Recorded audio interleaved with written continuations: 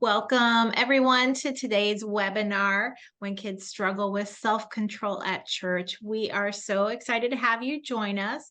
We got a lot of great things to unpack today, so we're going to go ahead and jump right in. I'm going to turn it over to Marie to get us started.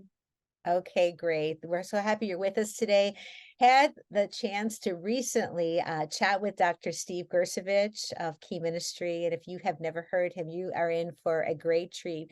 This man is just such a wealth of knowledge and information. And I hope that today's webinar will be helpful to you. So we're going to go ahead and get that started with you right now. Well, today we're very excited to be joining together with Dr. Steve Grevich, who is a longtime friend of Nathaniel's Hope and a very respected colleague. He is a child and adolescent psychiatrist, president of Key Ministry, who helps churches get equipped to be welcoming to people with disabilities, and has a special emphasis on hidden disabilities and also mental health issues. And he is author of Mental Health in the Church. This is an amazing book, and I hope that you'll look for this at some point. But the list can go on and on, Dr. Steve. You are amazing, and all the giftings that you have, all the knowledge you have, and how God's using you just to help folks like us and churches that we're talking with today. So thank you for joining with us today. Well, thank you for the kind words. And it's been so much fun with both of us having been at this particular type of ministry now, I believe, for 20 years, to see, the impact that Nathaniel's Hope has had, and the way that, that Buddy Break has transformed so many churches, and that there are so many more places, I think, than when we started off that are prepared to, to welcome, to serve, and share the gospel with families impacted by all types of disabilities. Yes.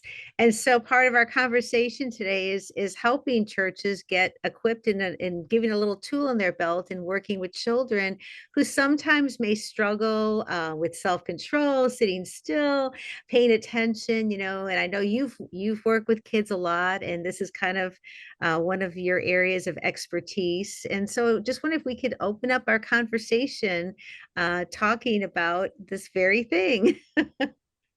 Well, I can remember the very first time that our church did a disability Sunday, and this is probably 25 years ago.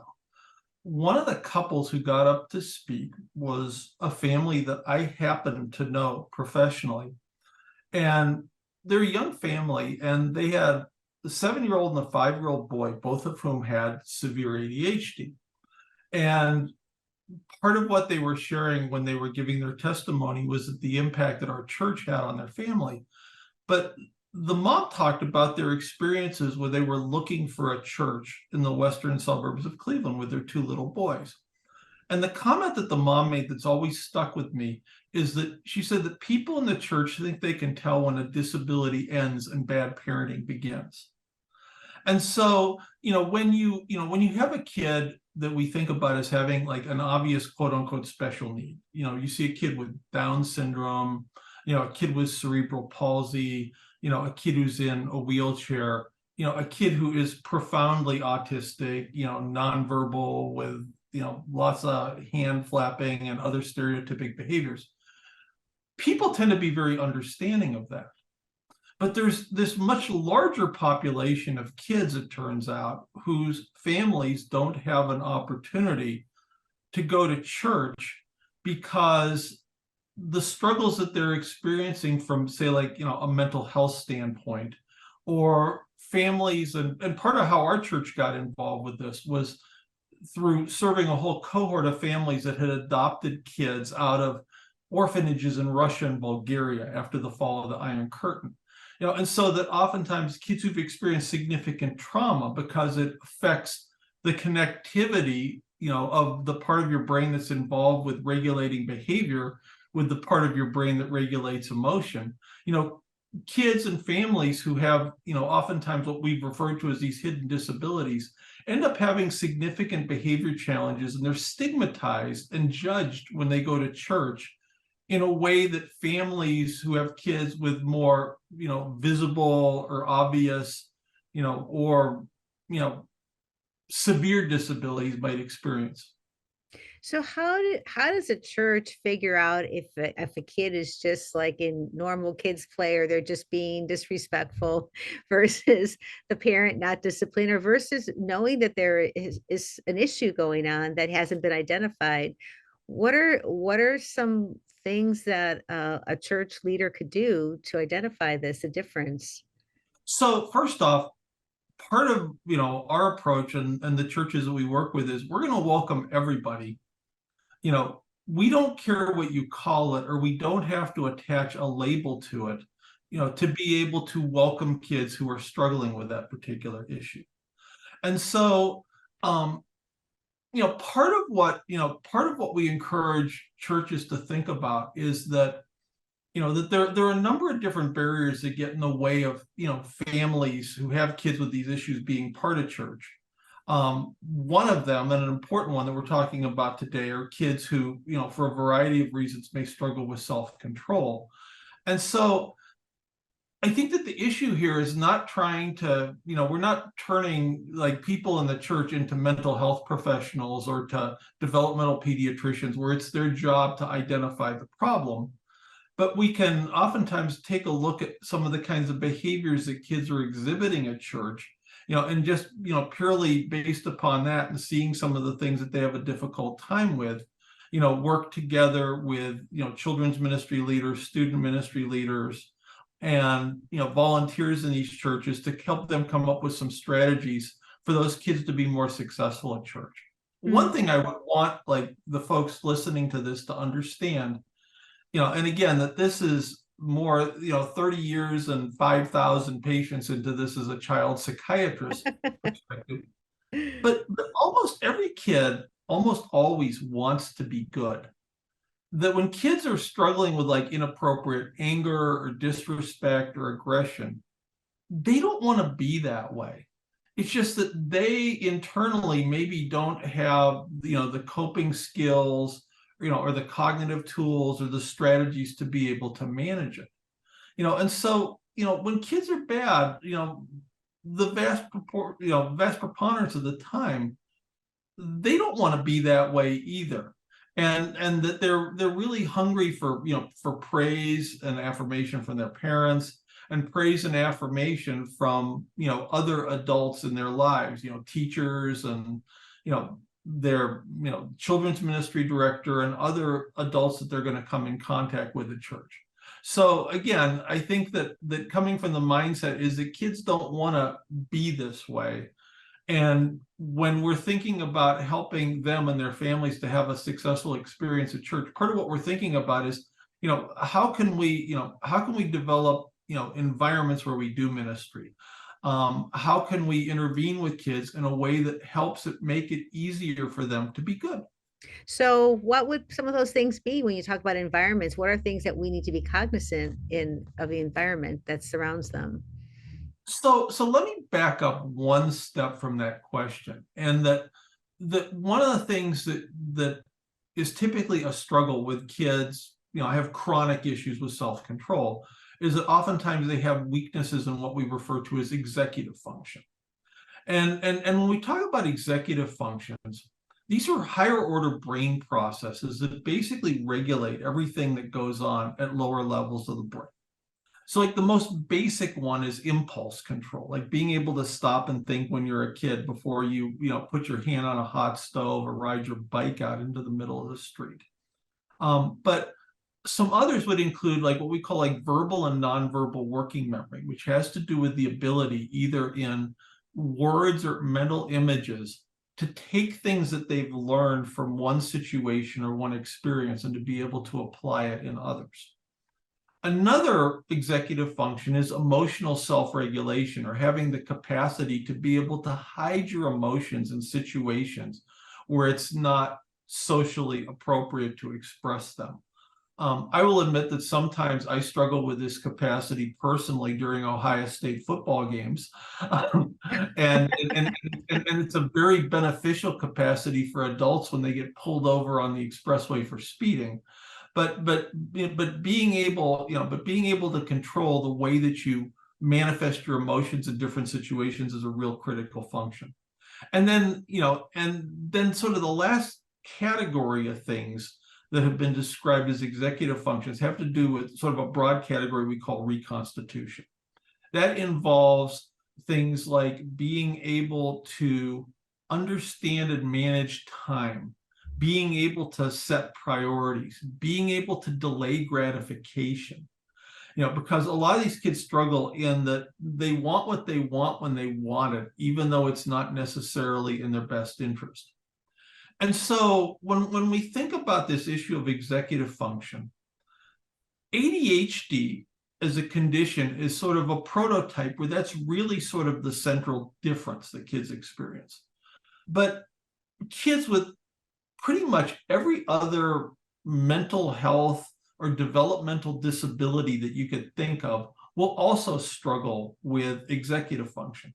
They may struggle with it for different reasons, but at the end of the day, kids with a broad variety of conditions, the 20% of school-age kids in the United States who have at least one mental health issue, the 1 in 36 kids with an autism spectrum disorder.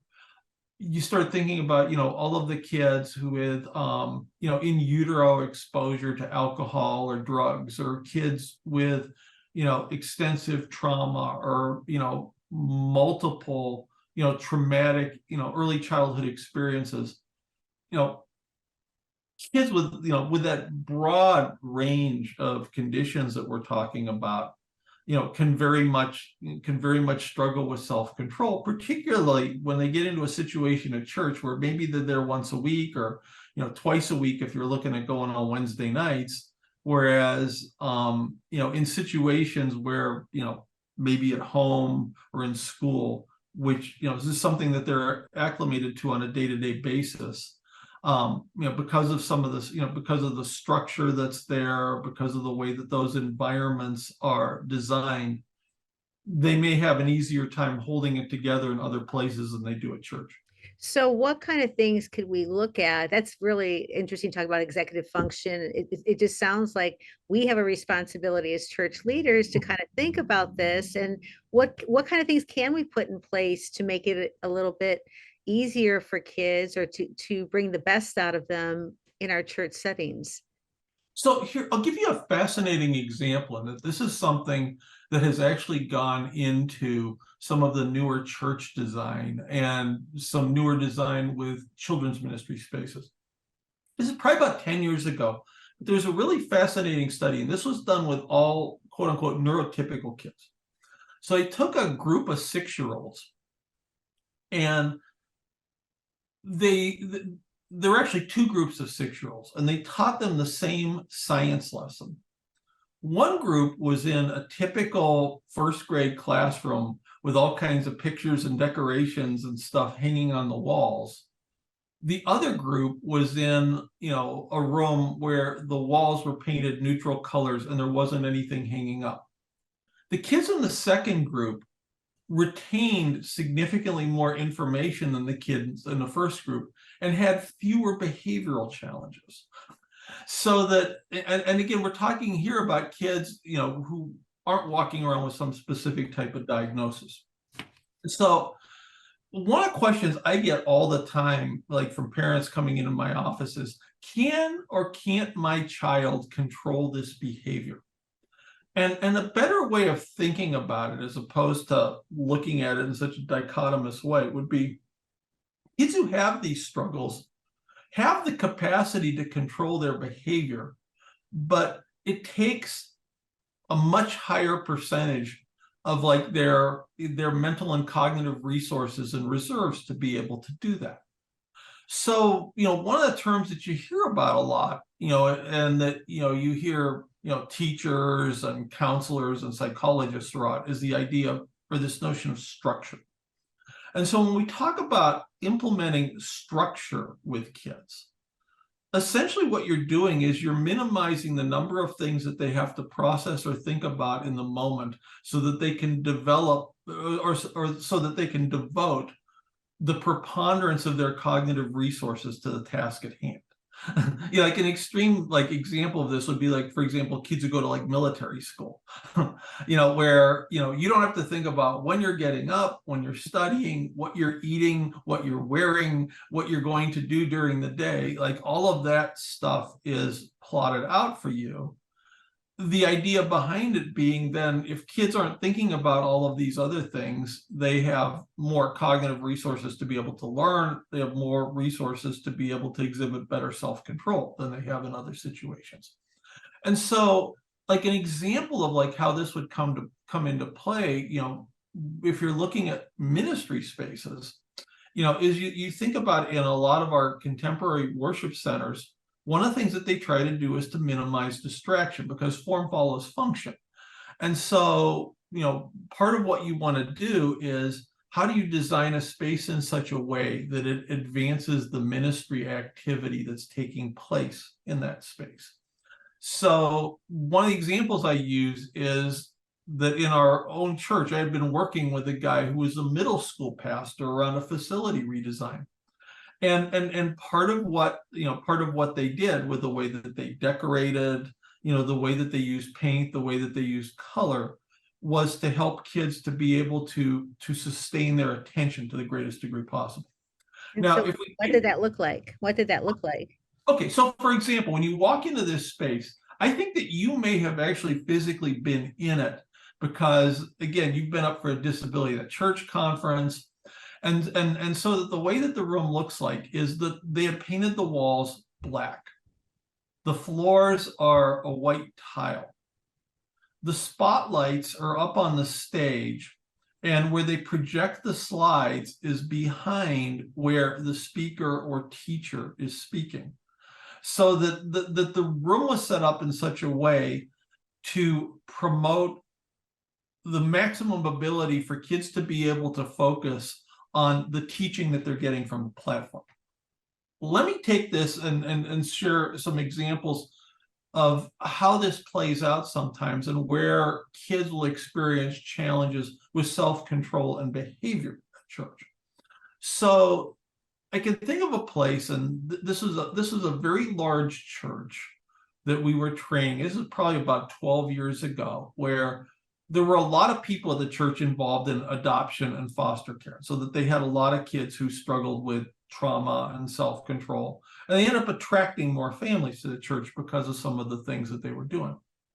So we were doing a training in their children's ministry area, and it basically looked like the Crayola crayon factory exploded. And the so complete opposite for what you're talking about. and so one of our ministry staff at the time had been an interior designer by training. And so one of the recommendations that we had made to them was repaint the walls in the children's ministry area in jewel tones that correspond to the primary color that was on the walls, and reduce the amount of lighting by 50%. And in the ensuing quarter, the number of critical incident reports from their children's ministry area got cut in half. And so, one of the things that we'll see sometimes is that there are a lot of folks in children's ministry who think we have to do whatever we can stimulation-wise to engage kids because they're accustomed to staring at some sort of a screen or device all day long. The problem is when you have kids who struggle with self-control, and they're put into an environment that looks like Disney World. While neurotypical kids will do okay with that, kids who struggle with self-control, or where they may get overwhelmed with just the sensory processing component of that particular ministry setting, where they're thinking so much about their sensory distress that their capacity for self-control is compromised, and they have more problems. Mm-hmm. So that those are some of the ways that the physical environments in which we do ministry play a role. Other things you think about with structure is, like, when kids come to church, are the rules of their classroom, are the rules of their breakout group made eminently clear? are the Sunday school teachers or volunteers consistent in terms of how they apply the rules?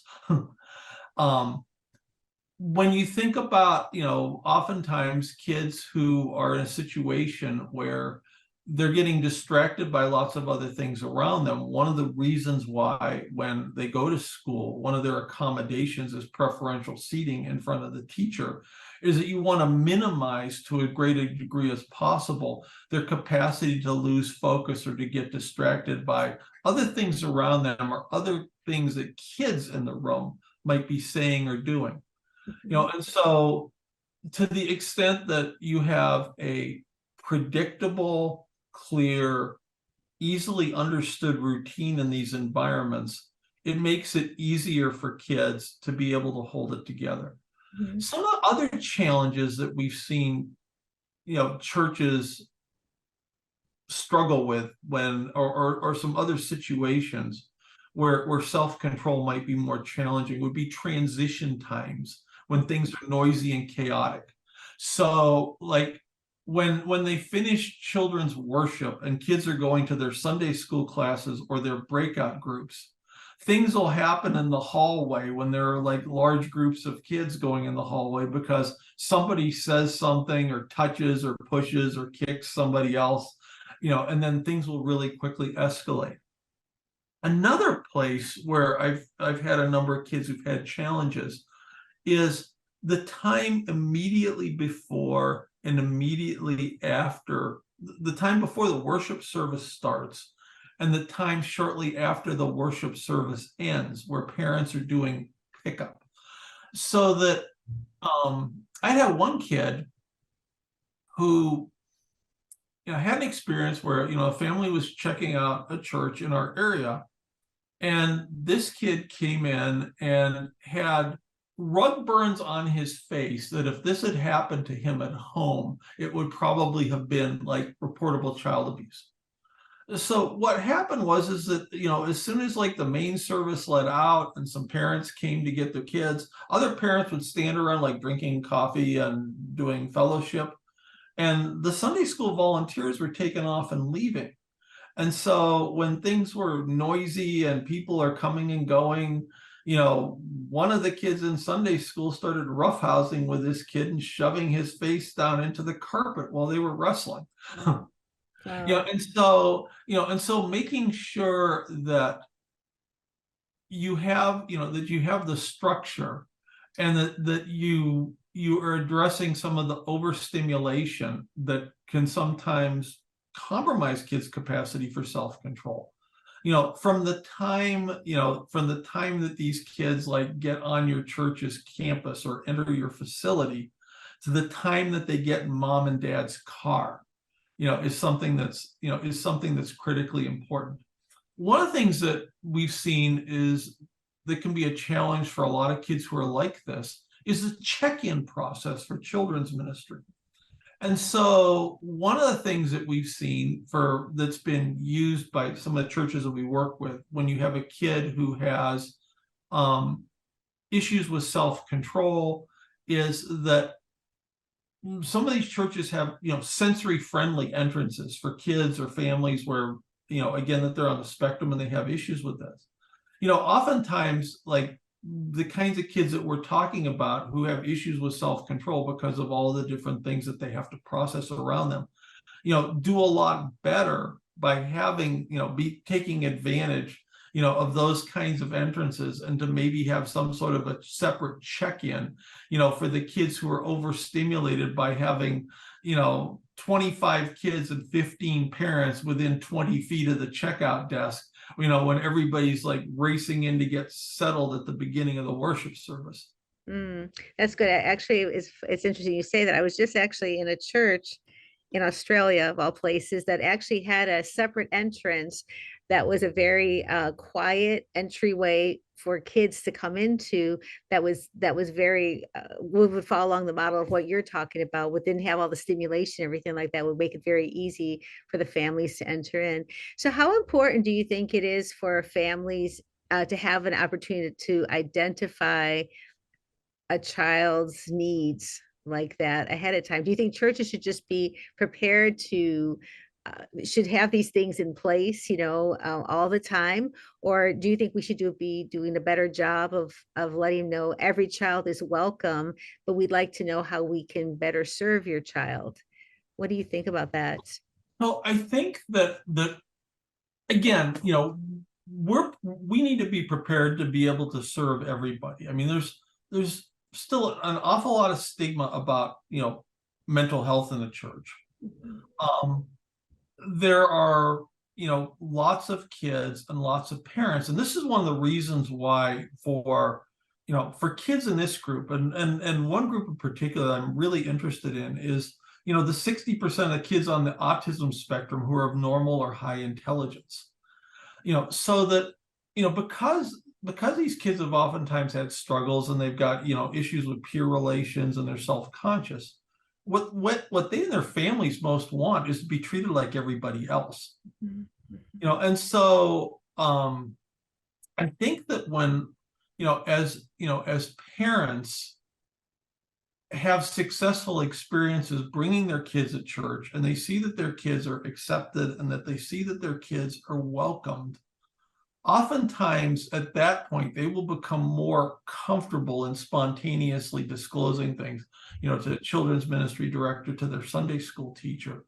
Like one of the ways that that will encourage for example, like a children's ministry to approach a parent if they have a kid who's having struggles, saying is it that you want to highlight the positives in terms of the things that you've observed with their child, but you might say that we noticed that when we broke kids up into groups of 3 or 4, that Billy, started having more challenges with self-control, and he started, poking or kicking or punching other kids. Like when he does that at home, what are some things that you found to be helpful, that you might share with us so that he can have the same quality of experience that you've been able to provide him with at home? As a way of talking about that. Yeah, that's good. That's good. So, okay, so just I know you've given us so much great information. I feel like we could keep talking here all into the wee hours of the night. But what would you say to a teacher or a children's worker or a leader who is dealing with a children's worker who is just so frustrated with a child and they can't get beyond this? I mean, what would you say would be a way to help the teacher recognize this? I mean, you're giving great information here. How do you get that down the funnel, to that teacher who's just so frustrated and say this, again, they're into the whole mentality that this parent doesn't discipline, they're not seeing this whole big picture. What would you recommend? What would you recommend a leader how to work with an individual like that? So one of the things that I would suggest is that that with all of the things that are going on with kids and the life experiences that many have had, and the environments that many of them have come from, even a lot of my colleagues in the medical and the mental health professions oftentimes have a difficult time coming to an understanding of why. And so it's important, I think, for people to understand that there are lots of different reasons why kids, experience some of the behavior struggles that they do. A great example of this is that oftentimes, probably the thing that I see people miss the most is that very often kids who are angry and irritable and aggressive are that way because it's fueled by anxiety. And so when we think about this and that Christ loves all of us infinitely, and very much was focused when in his interactions at wanting children to be able to approach him and to get to know him and to remove the barriers to that. I mean, I think that what I would remind these workers of is that you know, even in a situation where you have a kid who's coming to church and they're struggling with these things, what you're doing for them can truly be a blessing to the family. So that, for example, one of the statistics that we quote quite often is that if families have a kid with autism, it decreases their likelihood of setting foot in a church by 84%. If they have a kid with depression, it decreases the likelihood of them coming to church by 73%, 55% if you have a disruptive behavior disorder, 45% if you have a kid coming with an anxiety disorder. So that, that particular volunteer might be struggling, to be able to do ministry with that child. But because you're able to welcome that child, mom and dad are sitting in the worship center, getting the biblically based teaching that they need to be able to grow themselves and to lead their family. Their brother or their sister who has more neurotypical behavior, is getting the opportunity to learn in the presence of Christian peers and to make Christian friends, because your church is open to serving that particular child.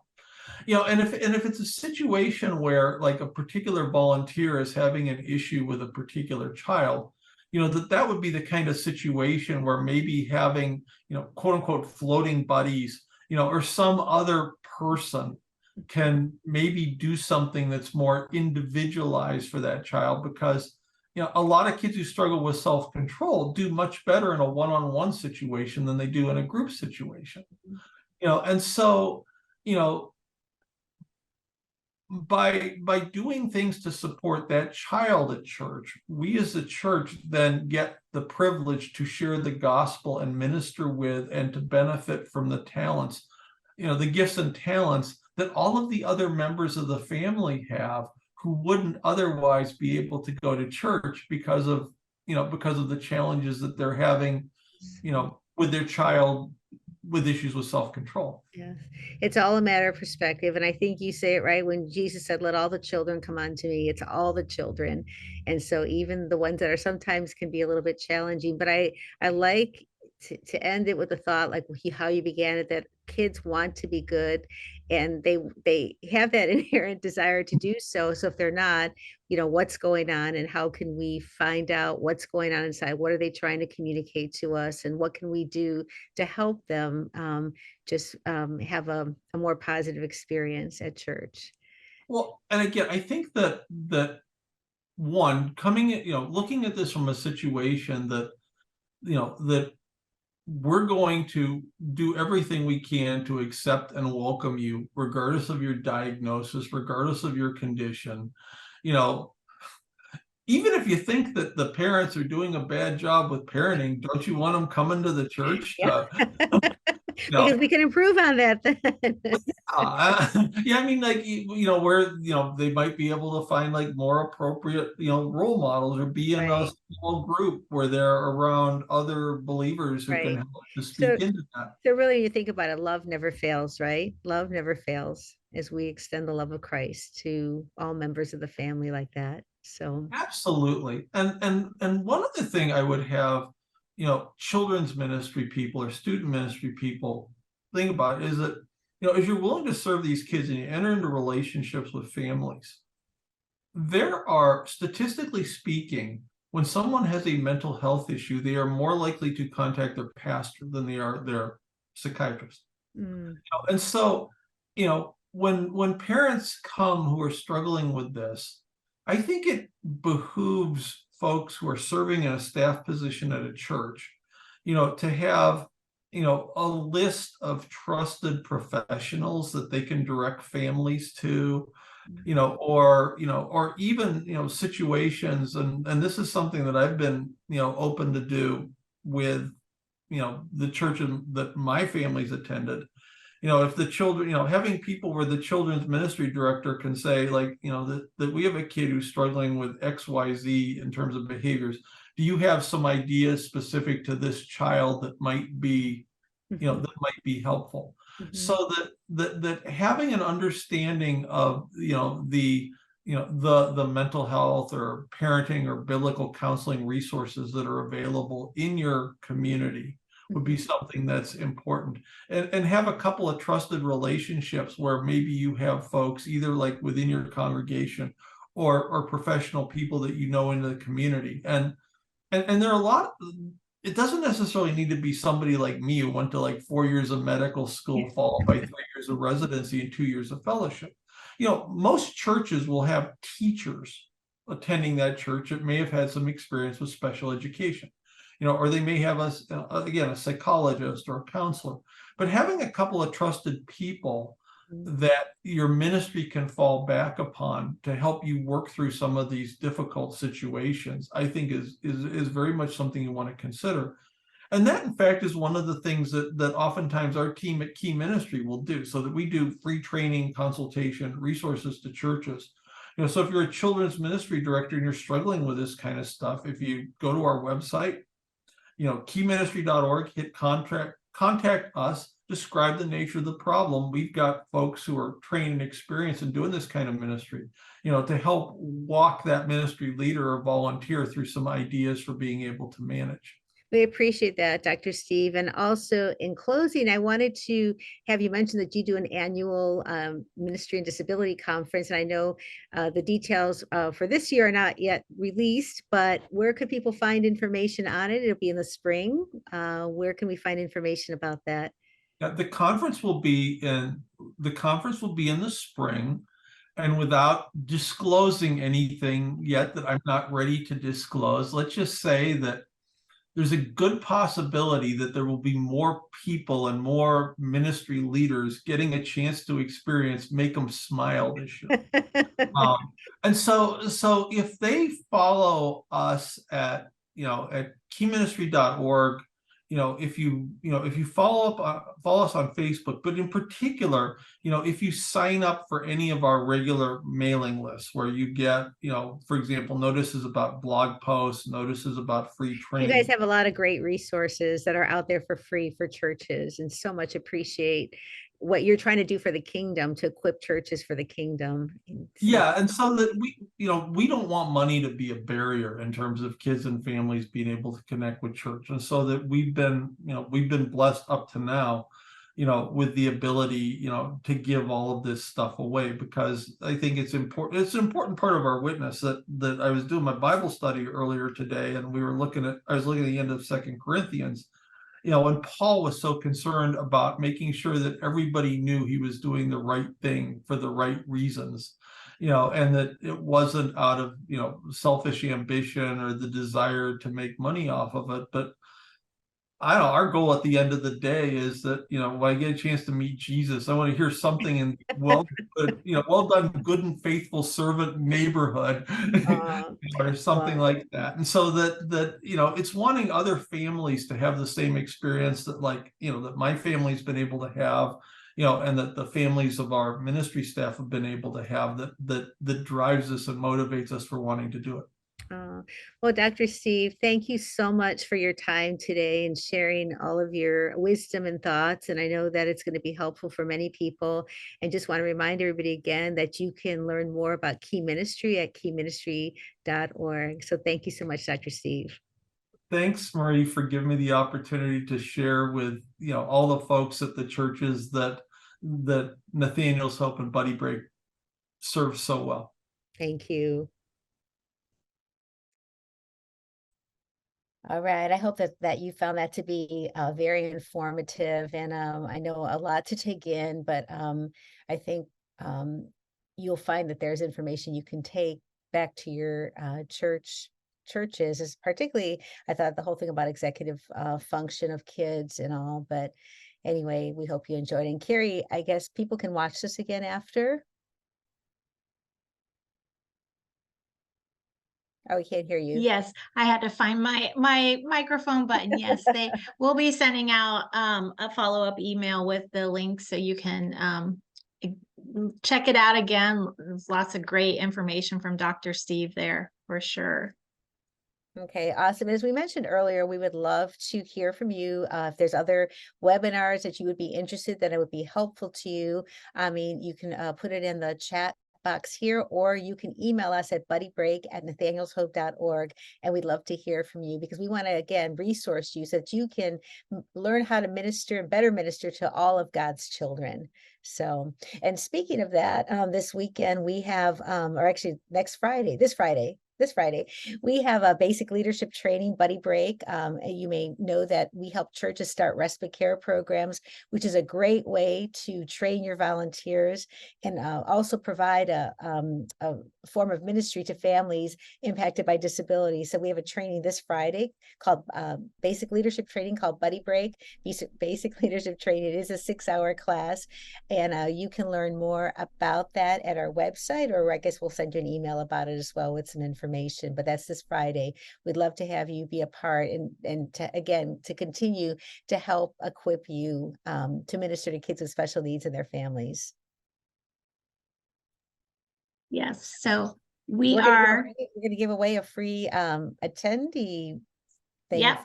Yes, we are. So I was getting everybody that registered into our wheel of names, but that being said, you have to be here right now to actually win it. So I'm going to get that pulled up, and we're going to give away our one registration. We have some different ways that you can join, but we do have a $49 option. So we're going to give that away right now. So let me get that pulled up. So hang on, don't leave. You could be the winner for this free training. Wow, look at all those names on there. Yes. So if you see your name come up, go ahead and say something in the chat right away, because we want to make sure you're here and give that to you. Christina Smith. Christina Smith, are you here? Are you with us? Christina Smith, or did she? Oh, she left. That's going to be sad, because she'll miss the opportunity to get this. I don't think she's on. I think she may have had to come off of here. Do you want to spin one more time, Carrie? Or okay, we can do one more time. Okay, let's get that. This is for our free basic leadership training, 6 hours of training on how to run a respite care program that will really be a great tool to minister to families in your church that are impacted by disability, but also to train your volunteers. So, okay. Well, Anne has gone through it before. I'll tell you what, why don't we step back? It was almost on the name right before. So why don't we, can we grab that name right before that? Alicia Pipes. Alicia Pipes. Are you on, Alicia Pipes? If you are on, you are the winner. I think you are on. I think I saw your name on here. I think I did too. Elvira, the Buddy Break basic leadership training is done online, so you can join us from anywhere. When we send that out, we'll go ahead and email that to you. When we send the webinar, we'll email you info about that training. But okay. Well, we just want to let you know that here at Nathaniel's Hope, we are here to serve you. We're here to help you love all God's kids and to give you tools in your hands to do that. And like I said, one of the ways that we do that is through Buddy Breaks. So we'd love to tell you more about that. Also, we got other tools and books. So visit our website. I was going to say I was going to hold my book, but I realized we're running out of time here. So I think we will look forward to seeing you next time that we are here. Stay on the lookout. We'll have more tips and tools that we'll email out, and other webinars that you'll want to make sure you join us for. But thank you so much for joining us today. And as Marie said, if you have any ideas that you'd like to see for future webinars, you can let us know in the chat or email buddybreak@nathanielshope.org. So God bless you. Thank you. Have a great day. Bye-bye. Bye.